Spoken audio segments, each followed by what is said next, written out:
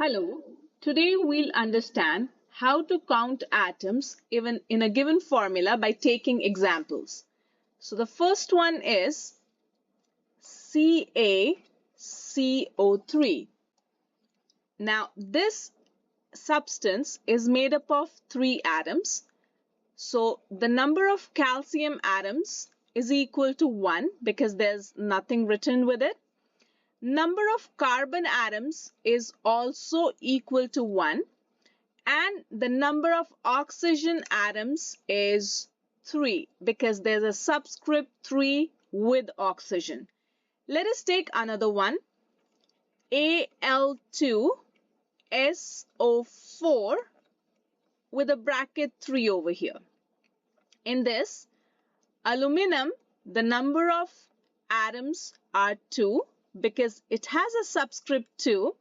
Now, the subscript which is written in bracket is applicable for both these atoms. So, 3 is applicable for sulfur and oxygen as well. So, now when we are writing the number of atoms for sulfur, it is going to be equal to 3. And the number of atoms of oxygen, now 3 is applicable for oxygen also, so it's going to be 4 times 3, so this is equal to 12. So these are the total number of atoms. Let us take another one, which is 3Ba3PO4 whole twice. Now just before we start, keep in mind that this number 3, which is written as a coefficient, is applicable for each and every atom.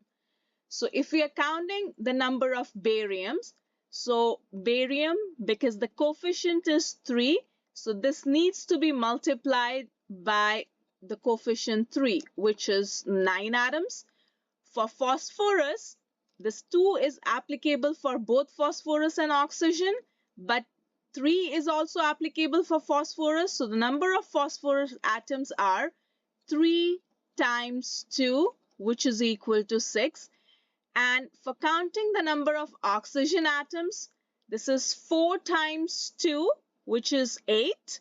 So 4 times 2, but because 3 is applicable for each and everything, so it comes in multiplication for each and every element. So this also multiplied by a 3.